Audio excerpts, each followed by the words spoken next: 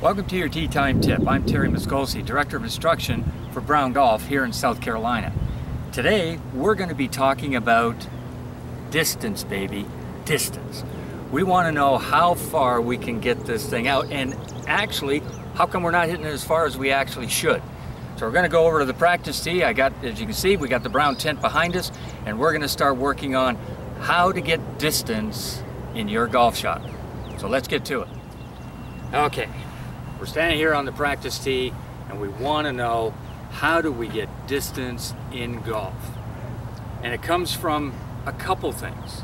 First of all, is your setup organized well enough so that your body can move uninterrupted? In other words, you can go this way and this way equally well. That's the first thing, and the setup is important in every golf shot that we talk about. It gives us the opportunity for the body to move uninterrupted. The next thing is, where does actually distance come from?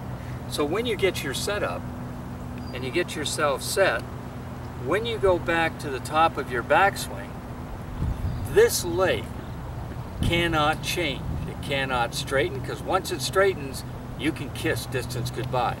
It can't move sideways, because if it moves a side sway or it moves a side sway, you can kiss direction goodbye.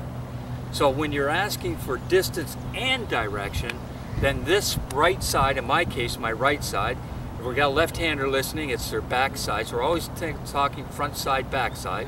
When we go to the top of the backswing, we want to make sure that the shoulder gets to the center of the body and this leg stays in place. Now, once you have that, now what's important is to make sure that you swing for distance, not direction, for distance. And a lot of times what I get my student to do is don't look down the fairway. Pick something up in the air, a cloud, the top of the trees. Make sure you want your swing to go that direction. Because those of you that practice and you always look down on the fairway, you are going to be in deceleration, not acceleration. So when you want acceleration, you want to make sure the swing is going up in the air and out. So the mindset says, if I can stand here and I can go back, keep that side in place, I would like to swing out towards my intended area. So it's out and up. This is how we do it. We get ourselves set, and then from here we swing out to our target. And that's how the player immediately finishes, standing up on the front side. All the energy is being directed into your target. The energy is not being directed just to the ball.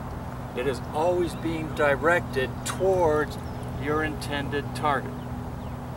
So like a baseball swing, you get back up. If you're going to step into the pitch, you'd start to move. And when you start to move, the shoulder, the arm, the hand, the club, they all follow you, and they carry all that energy right to the top of the trees, over the trees, to the clouds in the background.